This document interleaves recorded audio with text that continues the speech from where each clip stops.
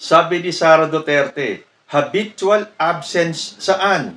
Hindi ko alam kung ano yung pinagsasabi nila. Dahil hindi nga ba may mga nagsasabi na habitual absentee itong si Sara Duterte sa atin sa Pilipinas dahil lagi siyang nasa abroad. O tinan niyo itong si Sara Duterte, pati sarili niya nawawala na. Sasabihin niyang saan daw siya habitual absentee? Nakailang biyahe na ba siya sa napakaikling panahon? Pabalik-balik siya sa dahig. Nagpunta ng Qatar, nagpunta ng Kuala Lumpur, Malaysia, nagpunta ng Melbourne, Australia, nagpunta ng South Korea. Ngayon, nasan siya? Nasa Kuwait.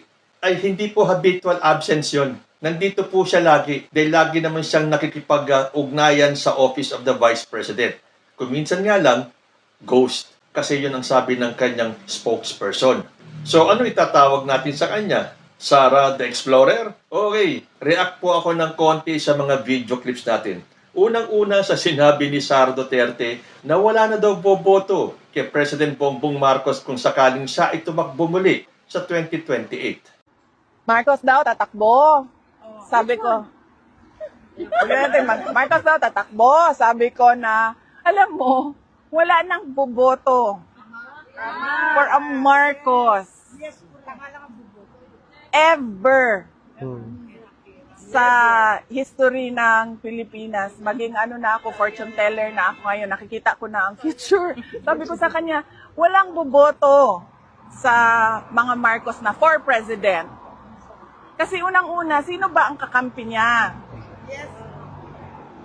Ang mga dilawan. Ang mga dilawan, pagdating sa eleksyon, pagdating sa selection, pipiliin nila dilaw. Hindi yan pipili ng Marcos. Sabi ko, sino pang kasama niya ngayon, kaalyado niya ngayon, makabayan. Sabi ko, kung ang makabayan pipili, para nila lang give up yung kanilang money-making filosofiya na ano sila, na gusto nilang pabagsakin yung administrasyon at gusto nila sila yung i-install na gobyerno.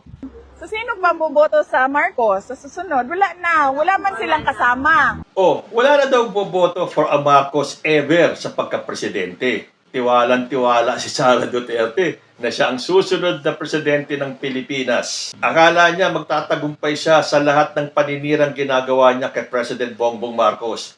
Never pong nagtagumpay ang paninira. Alam na ng nakararaming taong bayan kung ano ang karakas ni Sara Duterte. Para iangat ang sarili niya, kailangan niyang manira ng ibang tao.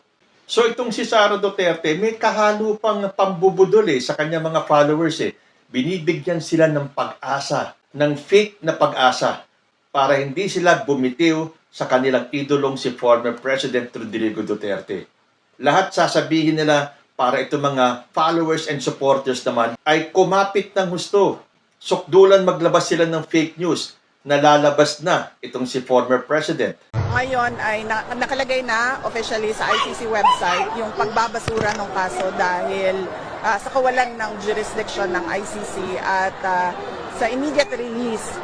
At ibabasura na daw ng ICC ang kaso ng kanyang ama.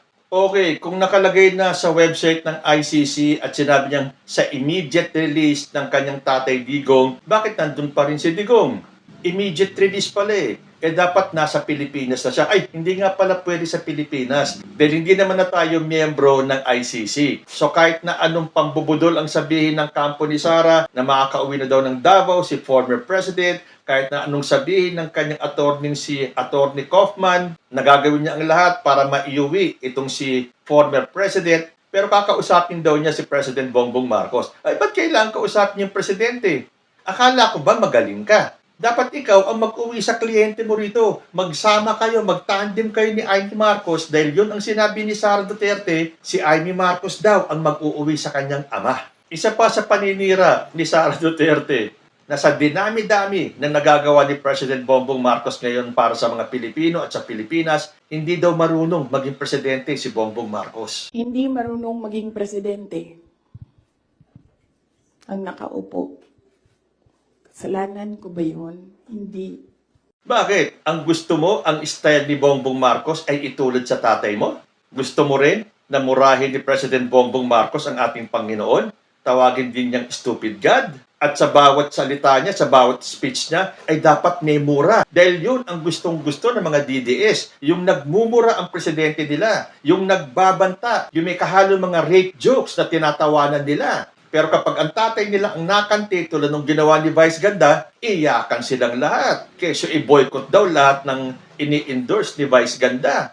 Ngayon, sa ginawa niyong paninira, pambabastos kay Apo Lakay at kay President Bongbong Marcos, tingnan natin kung hindi naman kayo ang i-cancel ng mamamayang Pilipino. Kasi daw, ayaw daw tigilan ng kampo ni President Bongbong Marcos si Sara Duterte. Ayan na naman, ha? Yung style ni Sara, binabaliktad lahat ng kanyang mga pahayag at pinalalabas na ang kampo ni President Bongbong Marcos ang naninira at ayaw siyang tigilan. Ayaw nila tayo tigilan. Dahil hindi tayo sumusunod sa kanila. Hindi tayo nabibili ng pera. Ano pa ba ang kailangan ng isang taong sanay na sa hirap na wala na siyang ibang alam kundi ang maging mahirap dahil hindi niya nakikita ang hustisya mula sa gobyerno? Mabibili mo pa ba yan? Hindi na.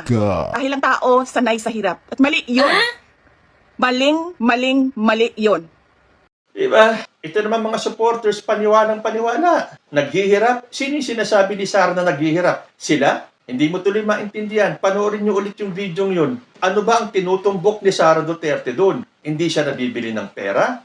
Eh bakit kumakahingi ng budget? Milyon, bilyon? Tandaan nyo yung sinabi niya? Bigyan nyo siya ng 100 billion pesos? Tapos ang problema sa edukasyon. Para bang yung pangako ng tatay niya, bigyan nyo ako ng 3 to 6 months, tapos ang korupsyon, tapos ang problema sa drug sa Pilipinas. Natapos ba? So ewan ko na lang kung bakit ang mga supporters ni Sara Duterte ay patuloy na naniniwala sa kanya. Isa na rito, si Amy Marcos. Ano kaya ang pinakain ng pamilyang ito kay Amy Marcos para itakwil ang kanyang kapatid at ang kanyang pamilya? Ni hindi nga maipaliwanag ni Amy Marcos kung bakit sa kabila ng pagbabanta ni Sara sa buhay ng kapatid niya at yung ipahuhukay yung kanyang ama, nagsusumiksik pa rin si Amy kay Sara Duterte. Pakinggan natin kung ano ang isasagot ni Amy Marcos sa mga tanong ni Karen Davila. Ganito, Senator, ang tanong ng marami, why would Senator Amy Marcos go as far to defend the Dutertes, to stand by the Dutertes, no, over your own brother? You've been quoted as saying, Senator Amy Marcos has said, I cannot bear what was done to President Duterte. And yet, ang tanong ng ilan, what about the Vice President threatening to have your brother assassinated? Or the Vice President threatening to throw your father's remains in the West Philippine Sea? So, people are confused. Bakit siya kumakampi sa hindi niya kamag-anak, kapatid niya, at ang kapatid niya na namumuno ngayon ng bansa, bakit niya inaaway? Ako, Karen, Ang sagot doon, Senator. hindi mo ako magagawang defensive kasi wala akong kasalanan at wala akong ipagtatanggol sa ginawa ko. Yun bang kahit na nakikita na ni Amy Marcos kung ano ang mali sa pamilya Duterte, na hindi nga niya mabigyan ng katwiran or eksplanasyon kung bakit ganun pa rin ang kanyang pagkaloyal kahit na kitang-kita naman na siya ay ginagamit lang ni Sara Duterte. So kahit na mali, palalabasin nilang tama. Pakinggan natin yung interview ni Vice Ganda kay Harry Roque. Naniniwala ho ba kayo na may mga nasasabi siya minsan na hindi appropriate? Meron naman siyempre. Alin po doon? Naku, unang-una yung kissing. Naku, akala ko mamamatay ako noon.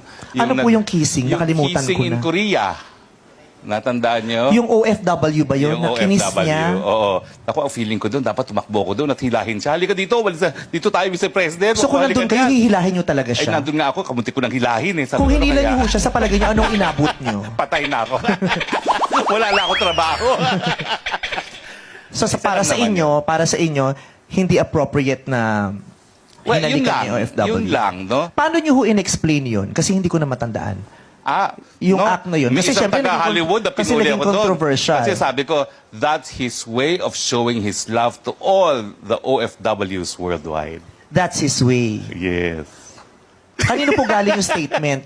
Sa kanya o sa inyo? Sa akin. If you felt that that was his way of showing his love, how come you thought it was not appropriate. Eh kasi meron pa slow motion eh.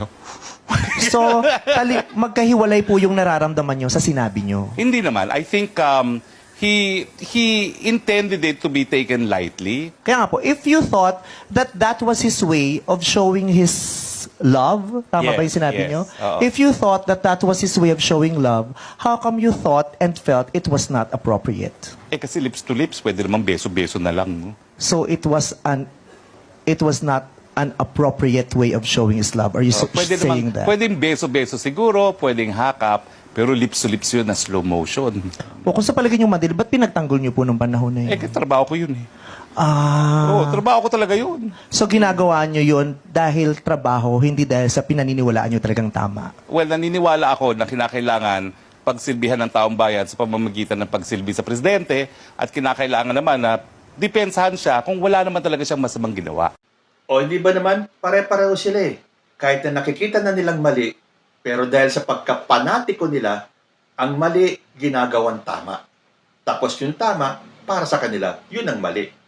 Take for example, itong si Robin Padilla, kahit na magkanda, dulas-dulas na siya sa kanyang mga sinasabi, basta maipagtanggol lang itong kanyang tatay Digong.